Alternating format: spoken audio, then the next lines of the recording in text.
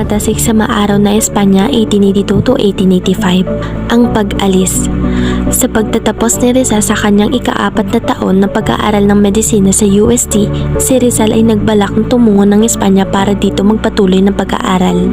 Ito ang mga naging buhay ni Rizal sa UST. Siya ay nag-aral sa Ateneo at naghanda siyang mag-aral sa Universidad ng Santo Tomas. Ngunit tumutol dito ang kanyang ina dahil sa pagkakaroon nito ng maraming kaalaman ay magbibigay ng panganib sa buhay ni Rizal. At hindi napigilan ni Rizal at sinamaan siya ni Pasiano dito upang mag-aral. Noong Abril 1877 ay nagpatala siya sa universidad. Ang una niyang kinuhang kurso at filosofiya, letra. Dahil ito ay gusto ng kanyang ama at wala pa siyang tiyak na kursong gusto, humingi siya ng payo kay Padre Pablo Ramon sa kung ano bang kurso ang kukunin niya sa UST. At pinayuhan siya nito na kumuha ng medisina. Kinuha niya ang kursong ito dahil sa pagnanais ng niyang magamot ang kanyang ina. Sa kanyang pag-aaral sa UST ay nakakuha siya ng madaming gantimpala dahil siya ay lumahok sa iba't ibang paligsahan dito. At nagtayo din si Rizal ng isang samahan na tinatawag na kompanyerismo, na ang layunin ay pagtanggol ang kanilang sarili laban sa mga panginsulto ng kanilang mga kamag-aral na Espanyol. Hindi nagustuhan o hindi naging masaya si Rizal sa UST. Dahil galit sa kanya ang mga guro dito at minamaliit ng mga Espanyol dito ang mga mag-aaral na Pilipino. Makaluma rin ang sistema ng pagtuturo sa UST. Ang liham na pag-alis ni Rizal. Si Pasiano ang nagbalak ng pag-alis ni Rizal para magtungo sa Europa. At si Antonio Rivera, ang ama ni Leonora Rivera na kumuha ng pagsuporta ni Rizal patungo ng Espanya. At si Jose Mercado naman ang ginamit na pangalan ni Rizal sa kanyang liham na pag-alis patungo sa Espanya. At umalis si Rizal noong Mayo 3, 1882 sakay ng barkong Salvadora. At si Donato Lecha ang kapitan ng barkong Salvadora. Alam niyo ba, bukod sa mga dahilang ito, may isa pa siyang dahilan na mas mahalaga kaysa tapusin ang pag-aaral sa Espanya. Ito ay ang kanyang lihim na misyon na hindi nabanggit ng mga maraming nambubuhay ni Rizal sa kanilang mga sinulat. Ang lihim na misyon ni Rizal ay ang misyong ito ay naisip ni Rizal at sinang-ayunan ng kanyang nakakatandang kapatid na si Pasiano ay may pag-aaral sa buhay, kultura, wika at kaugalian, industriya at komersyo at pamahalaan at batas ng mga bansang Europeo nang sa gayon ay maihanda na niya ang kanyang sarili sa dakilang misyon ng pagpapalaya sa mga kababayang inaapi ng tiranya ng Espanya. Ito ay malinaw na makita sa kanyang liham na pamamaalam na ipinahanda sa kanyang mga magulang bago siya mapunta sa Espanya.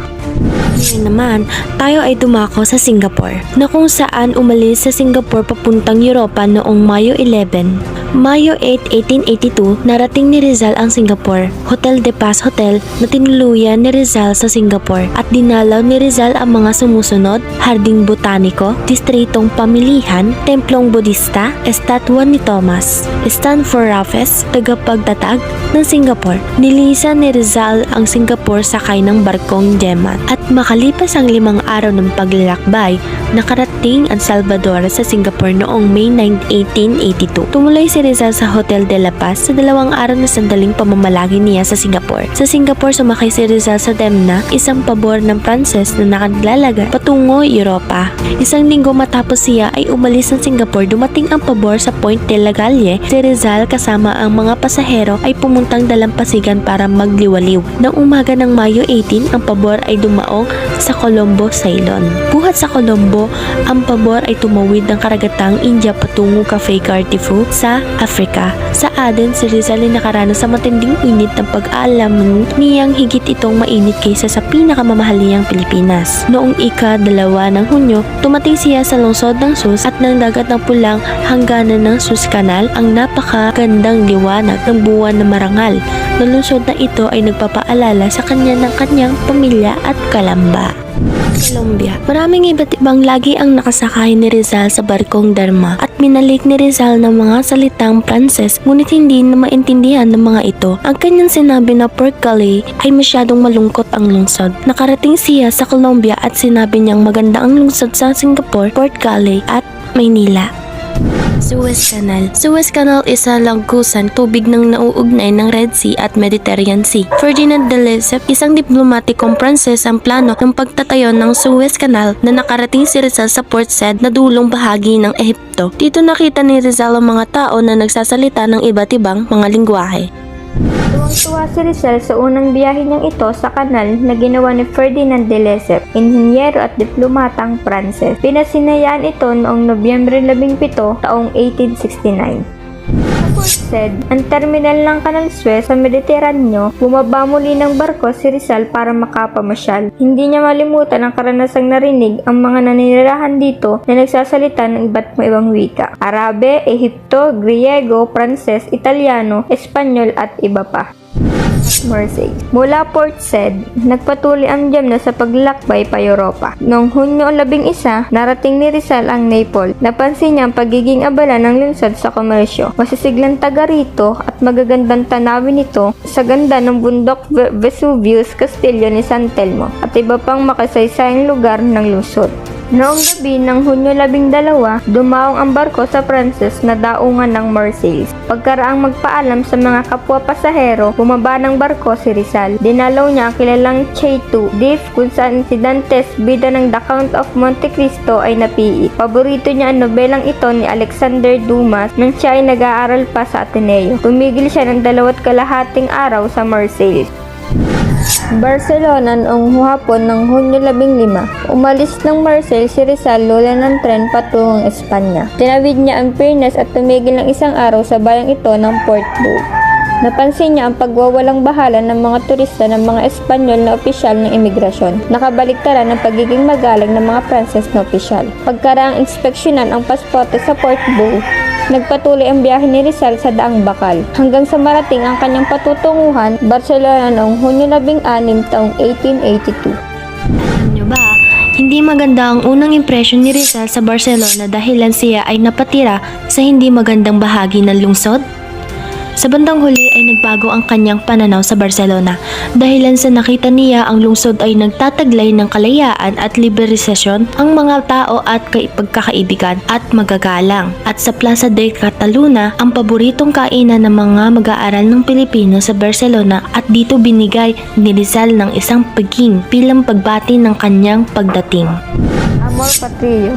Sa maunlad na Barcelona, isinulat ni Rizal ang isang makabayang sanaysay na pinamagatang Amor Patrio, pagmamahal sa bayan. Ang unang artikulong isinulat niya sa Espanya. Pinadala niya ang artikulong ito sa kanyang kaibigan sa Maynila, si Basilio Teodoro Moran, tagapaglathala ng Diaryong Tagalog, unang pahayagan sa Maynila na nasa wikang Espanyol at Tagalog. Sa maunlad na Barcelona, isinulat ni Rizal ang isang makabayang sanaysay na pinamagatang Amor Patrio, pagmamahal sa bayan. Ang unang artikulong isinulat niya sa Espanya. Pinadala niya ang artikulong ito sa kanyang kaibigan sa Maynila, si Basilio Teodoro Mora, tagapaglathala ng Diaryong Tagalog, unang pahayagan sa Maynila na nasa wikang Espanyol at Tagalog. Ang tekstong Tagalog ay salin ni Del Pilar. Naligalig ng artikulo ang mga mambabasang Pilipino dahil sa pagiging makabayan ng sanaysay. Gaya ng sa kanyang Al Juventud Filipina, hinikayat ni Rizal sa kanyang Amor Patrio.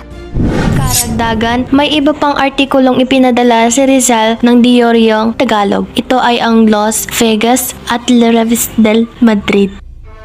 Lumipat si Rizal sa Madrid habang nasa Barcelona. Natanggap niya ang malungkot na balitang marami na ang namatay sa Maynila at karatig lalawigan dahil sa kolera. Ayon sa sulat ni Pasiano noong Setyembre 1882, tuwing hapon ay nagnonobena ang mga taga-Calamba kay San Roque bukod sa gabi-gabing prosesyon at pagdarasal. Sa gayon ay ihinto ng Diyos ang maligim na epidemya na hindi kayang supuin ng mga Espanyol na otoridad sa kalusugan. Sa pangmalungkot na balita mula sa Pilipinas ay nagmula kay Chingoy na nagkukwento ng pagiging malungkutin ni Leonor Rivera na habang tumatagal ay lalong pumapayat dahil sa pangungulila sa kanyang minamahal.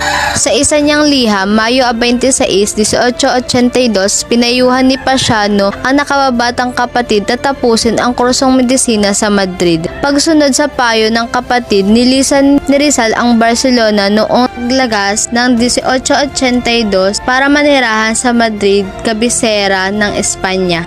Buhay sa Madrid noong Nobyembre 3, 1882, nag-enroll si Rizal sa dalawang kurso, medisina at filosofiya. Nagsumikap siya na matutunan at ang mga sumusunod ay ang pagpipinta at paglilok sa Academic of Fine Arts of San Fernando, nagsanay ng eskrima at pagbaril sa Hall Sans Carbonell. At sulat sa Universidad Central de Madrid. Bukod sa pag-aaral sa universidad, nag-aral din siya ng pagpinta at eskultura sa Akademya ng Sining sa San Fernando. Kumuha siya ng mga pribadong guro, magbibigay sa kanya ng mga aralin sa wikang Pranses, Aleman at Ingles. Namasyal sa mga galerya ng sining at mga museo, nagbasa ng maraming aklat, naging matipid si Rizal sa kanyang paggastos. Ang tanging sugal na tinayaan ni Rizal ay ang loto. Nagpapalipas sa mga libreng oras sa bahay ng mga paterno. Masipag na nagsanay sa kikipag-eskrima at pagbaril ng bulwagan, armas, tinasan at korbanel. Ang kanyang pagkauhaw sa karunungan ay pinunan niya sa pamamagitan ng pagbisita sa mga galerya at museo, pagbabasa ng mga aklat tungkol sa anumang bagay, kasama na rito tungkol sa enerhiyang pangmilitar. Buhay Spartan si Rizal sa Madrid. Alam niyang nasa Espanya siya para mag-aral at ihanda ang sarili para mapaglingkuran ang lupang tinubuan. Kaya natuto siyang mag-budget ng kanyang peras at oras. Ging masinop siya sa buhay. Ginagasta lamang ang pera para sa pagkain, damit, matitirhan at mga aklat. Hinding-hindi siya nag-aksaya kahit isang pisita sa pagsusugal, pag-iinom ng alak at pambababae. Ang tanging bisyo niya ay bumili ng tiket ng loterya sa bawat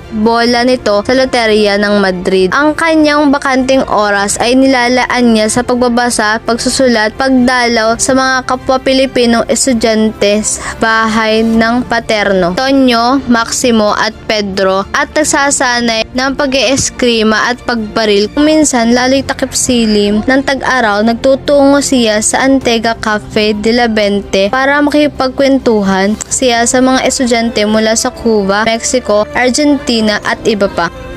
Pagkaibigan kay Consuelo Ortiga y Perez. Hindi gwapo si Rizal, hindi rin naman matikas ang kanyang tindig. Maliit lamang siya, tilang pulgada lamang sa 5 talampakan ang taas niya. Ngunit malakas ang karisma ni Rizal dahil sa kanyang mga talento at pagiging maginoo. Mga katangiang nakakaakit sa kababaihan. Hindi katakot-takang umiibig sa kanya si Consuelo, ang mas maganda sa mga anak na babae ni Don Pablo. Si Rizal, nalulungkot sa dayuhang bansa at malayo sa lupang tinubuan, ay naaakit sa ganda ng at pagkabibo ni Consuelo. Lumikha pa nga siya ng magandang tula noong Agosto 22, 1883 at inihandog ito sa kanya. Ito lang itong pinamagata a la Señorita Consuelo Ortiga y Perez, or para kay Binibining Consuelo Ortiga y Perez. Pinahayag niya ang kanyang paghanga sa dalaga. Naging masaya siya sa piling, ngunit bago naging ganap ang kanilang pag-iibigan, lumiyaw si Rizal dahil may kasunduan na sila ni Leonor Rivera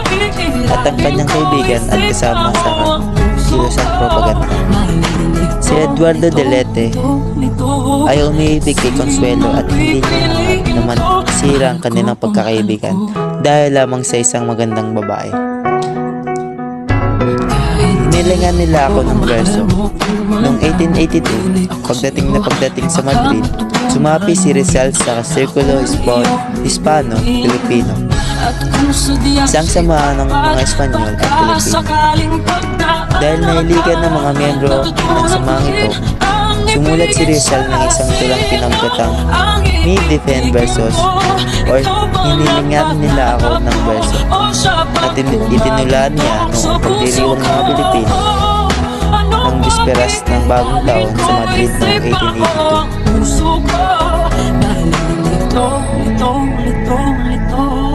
Sinong pipiliin ko? Ang nais ko ay mananasan ang umibig at masuklian din ng pag-ibig. Iisang pag-ibig. Sa malungkot na tulang ito, binuhos niya ang hinagpis ng kanyang puso. At ito ang kanyang tula na pinamagatang, hinilingan nila ako ng verso. Hiniling ninyong tugtugin ng lira, na malaon ng napipi at nasira.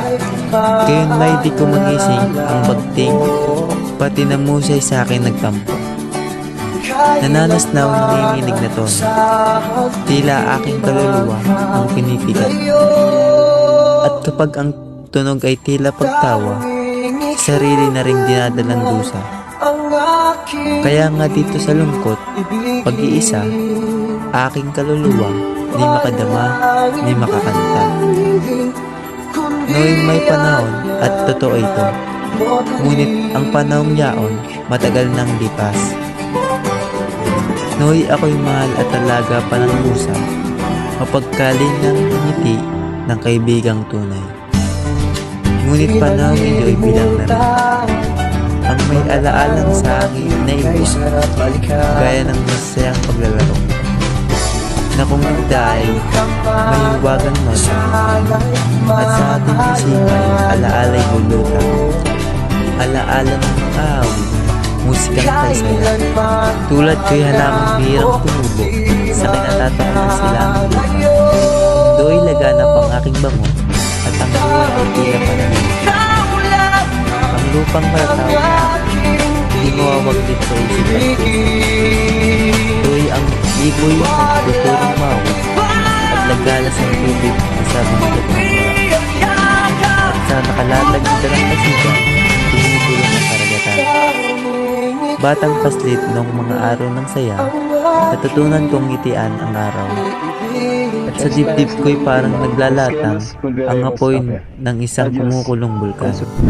Si Rizal bilang mason. Sa Espanya, nakasalamuhan ni Rizal ang mga kilalang Espanyol sa liberal at republiko na karamihan ay mason. Kasama rito sina Michael Moraita, estadista, profesor, mananalaysay at manunulat, Francisco P.Y. Marcal, mamahayag, estadista at dating Pangulo ng unang Republikang Espanyol, Manuel Becerra, ministro ng ultramar, mga kolonya, Emilio Honoy, mamahayag at kasapi ng Kortes Espanya, at Juan Ruiz Urilla, miyembro ng parlamento at pinuno ng Partidong Progresibong Republikan ng Madrid. Humanga si Rizal sa pamamaraan ng pagpapahayag ng pagpuna ng mga masong Espanyol sa mga patakaran ng pamahalaang pagbatiko sa mga praile na hindi magagawa sa Pilipinas. Sa tamang panahon, noong Marso 1883, tumapi siya sa lohika ng masonerya ng Cassia sa Madrid. Ang dahilan niya sa pagiging mason ay para makahingi ng tulong sa masonerya sa pagkikipaglaban sa mga praile sa Pilipinas. Dahil ginamit ng mga praile ang rehiyon Katolisismo bilang kalasag nila sa pamamalagi sa kapangyarihan at yaman at sa pag-usik sa mga kababayang Pilipino, gagamitin naman ni Rizal ng masonerya na kalasag sa pakikipaglaban sa kanila. Kinalaunan, lumipat siya sa Logia Solidaridad, Madrid, kung saan siya naging isang punong mason noong Nobyembre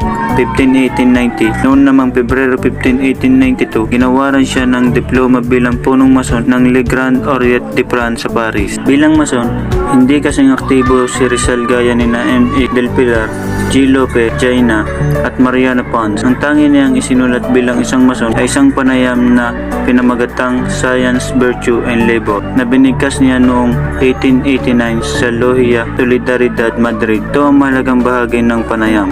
Ang tungkulin ng makabagong tao sa aking pag-iisip ay tungo sa katubusan ng sangkatauhan, dahil kapag ang tao ay may dignidad, mababawasan ang mga sawimpalad at mas darami ang masayang tao sa buhay nito. Ang sangkatauhan ay hindi matutubos kung mayroong lumuluha hanggat may mga isipang ipininig at mga matang binulag na nagbibigay sa ibang ng karapatang mamuhay, gaya ng mga sultan na sila lamang ang may karapatan sa kasayahan at kagandahan. Ang sangkatauhan ay hindi matutubos habang ang katwiran ay hindi malaya, habang iginigiit ng pananampalataya ang sarili sa katotohanan, habang ang mga preso ay nagiging batas, at habang may mga bansang sumasakop sa iba para makamit ang sangkatauhan ng mga dakilang tadhanang nagabayan ng Diyos. Nangangailangan ito ng kanyang poder ng pagwawaksi sa karahasan at tiraniya ng salot na di masugpo at walang hinagpis at sumpang marinig, at pagmamarsa ito. Kailangan ng matagumpay na karera ay magmarsa sa himno ng kaluwalhatian at kasarilan na may maliwalas na muka at malinaw na pag-iisip. Mga alalahaning pinansyal. Pagkaalis ni Rizal papuntang Espanya, lumala ang sitwasyon sa Calamba. Bumagsak ang ano ng palay at tubo dahil sa tagtuyo at pananalaki ng mga balak. Bukod dito, tinaasan ng mamamahalan ng Haciendang Dominico ang upa sa lupang sinasakan ng mag-anak na Rizal. Ang tagapamahalang ito na madalas na panauhin ng mga Rizal ay madalas din manghingi ng pabok kay Don Francisco, ama ng bayani. Ngunit dumating ang panahon na peste ang mga pabok. Nang minsang manghingi ang tagapamahalan ng asyenda, tumangging magbigay si Don Francisco dahil iilan na lamang ang natitirang pabok. Nagalit ito ng mga tagapamahala at gumanti siya sa pamamagitan ng pagpato ng mas mataas na upa sa lupang sinasaka ni Don Francisco at Pasiano. Dahil sa kahirapan, madalas na huli ang pagdating ng padalang pera kay Rizal. Minsan nga'y walang dumadating na padalang pera sa Madrid, kaya totoong naghirap si Rizal. Minsan napilitan si Pasiano na ibenta ang kabayo na nakakabatang kapatid nang sa gayoy may padala siyang pera rito. Siyang makapagbagdamdamin sa buhay ni Rizal sa Madrid ay nangyari noong Hunyo 25, 1884. Dahil wala siyang kapera-pera, hindi siya nakapagagahan ng araw na iyon. Walang laman ng sikmura, pumasok siya sa kanyang universidad, sumali sa isang paligsahan sa wikang Griego, nanalo ng gintong medalya. Ang gabi ngayon, nakapaghapunan siya dahil siya naging panauhing tagapagsalitan sa isang bangketeng inihandog kina Juan Luna at Pelec Resurrection sa Restaurant English Madrid. Pagsaludo ni Rizal kina Luna at Hidalgo. Ang bangkete noong gabi ng Hunyo 25, 1884 ay inihandog ng komunidad ng mga Pilipino para ipagdiwang kambal na tagumpay ng mga Pilipinong pintor sa pambansang eksposisyon ng sining sa Madrid. Ang espolaryum ni Luna ay nanalo ng unang gantimpala at ang Virginis Christianas Espetas Alpo Palacio ni Hidalgo ay pangalawang gantimpala. Dinaluhan niyon ng mga kilalang Espanyol na alagad ng sining, mga mahayag, manunulatadista at Pilipino.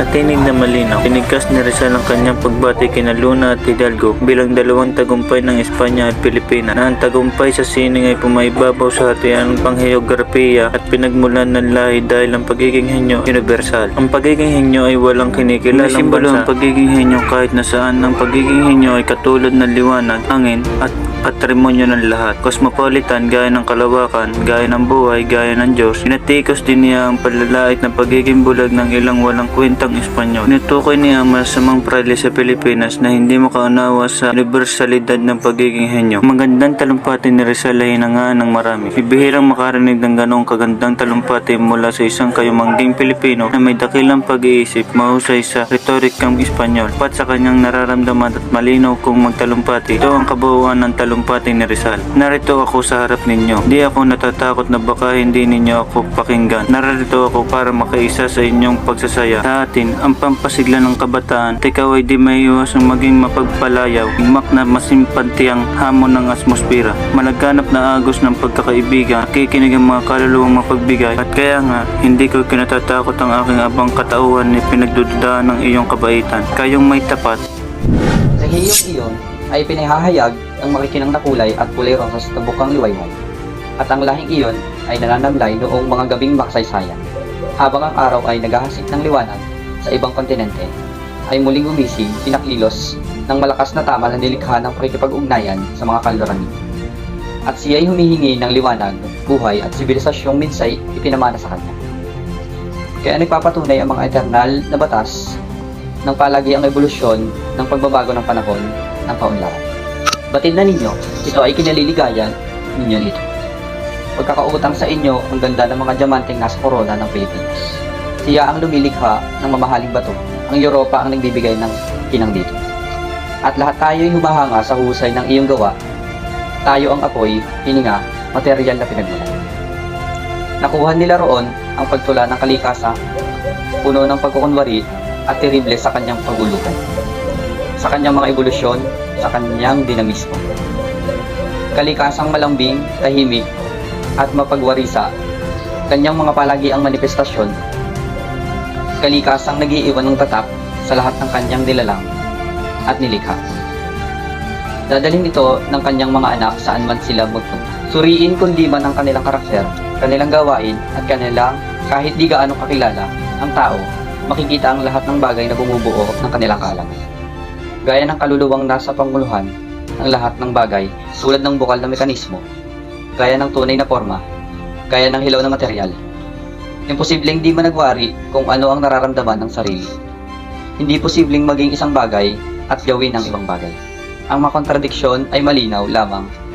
Kabalintuanan din ito. Sa Els Polarium, sa pamamagitan ng kanbas ng taong bayan, ang pagsigaw ng mga alipin, ang mga kalampag ng mga kalasag ng mga bangkay, ang paghikbi ng mga naulila, ang bulong ng pagdarasal, na may lakas at realismo, gaya ng naririnig sa gitna ng pagpulog, sa gitna ng salpukan ng mga alon o nakakaligalig pagyanig ng lindol. Ito ring kalikasang ito ay lumilikha ng mga di pangkaraniwang bagay na nakialam sa pagguhit na iyon. Sa kabilang banda, sa ipininta ni Hidalgo ay mararamdaman ang dalisay na tibok ng sentimento, ideal na pagpapahayag ng kalungkutan, kagandahan at kahinaan, mga biktima ng karahasan, at ito ay dahil si Hidalgo ay sinilang sa ilalim ng liwanag at katumpakan ng langit.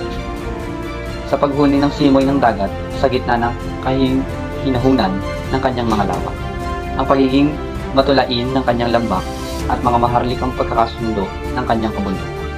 Narito sa katunayan ang dahilan kung bakit tayo nagtipon sa kasaysayan ng mga nasyon. May mga ngalan na kaagad ay simbolo na ng tagumpay na nagpapaalala ng pasyon at kadakilaan. Mga ngalan na, gaya ng mahiwagang formula, ay makapagbibigay ng masasayang kaisipan, mga ngalan na naging kasunduan, sumimbolo ng kapayapaan, bigkis ng pagmamahal sa pagitan ng mga nasyon. Ang ngalan ni Luna at Hidalgo ay kabilang na dito. Ang kanilang tagumpay na nagbigay liwanag sa dalawang dulo ng globo, ang silangan at kanluran, ang Espanya at ang Pilipinas. Sa pagtigkas nito, naniniwala ako at nakikita ang dalawang maliwanag na arko. Mula sa parehong rehiyon na nagsasalasalabid doon sa itaas, ipinagbunsod damdaming may iisang pinagmulan, at mula doon sa itaas na nagbibigkis sa dalawang lahing may panghabang buhay na bigkis. Dalawang lahi na ipinaghiwalay ng langit at dagat. Dalawang lahi na ang mga binhi ay di pagkakaisa ng tao at kanilang bulag na panunupil na itinanim ay hindi tutubo. Sina Luna at Hidalgo ay parehong kaluwalhatian ng Espanya at Pilipinas. Naisilang sila sa Pilipinas, ngunit maaari ring naisilang sila sa Espanya. Dahil ang pagiging henyo ay tulad ng liwanag, hangin, ang patrimonyo ng lahat ng cosmopolitan, gaya ng kalawakan, gaya ng buhay, gaya ng Diyos. Nakilahok si Rizal sa mga demonstrasyon ng mga estudyante noong Nobyembre 20, 21 at 22 ng taong 1884. Ang tahimik na lungsod ng Madrid ay nainig ng madugong demonstrasyong pinasimunuan ng mga mag-aaral ng Universidad Central. Si Rizal at ilang estudyanteng Pilipino ay sumali dito, kasama ang mga estudyanteng Cubano, Mexicano, Peruviano at Espanyol. Ang demonstrasyong ng mga estudyante ay dahil sa paunang salita ni Dr. Miguel Moraita, professor ng kasaysayan sa pumugad na seremonya noong taong pang-akademiko noong Nobyembre 20, saan niya ipinahayag ang kalayaan ng agham at ng guro. Ang naritong liberal na pananaw ay kinundena ng mga Katolikong obispo ng Espanya na mabilis na nagpahayag ng excommunication ni Dr. Moraita at ng lahat ng nabunyi ng salutarumpati. Dahil sa katiran ng pag-iisip ng mga Katolikong obispo, nagdemonstrasyon ng mga estudyante ng universidad. Sa lansagan, sinigaw nilang ipinapahayag ang mga pagtutog. Pabuhay si Moraita, ibagsak ang mga obispo.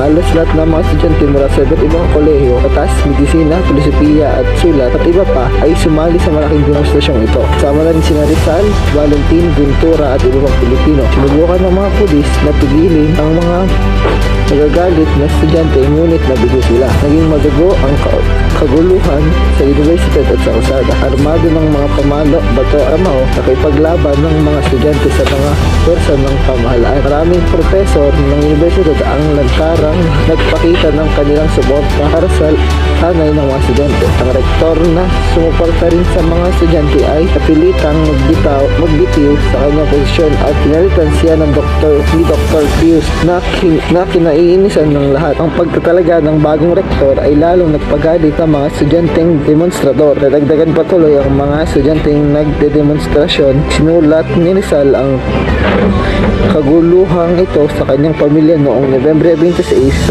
1884. Ito ni Rizal. At noong taong 1885, ito ang taon na natapos ni Rizal ang kanyang kurso sa medisina at filosofiya.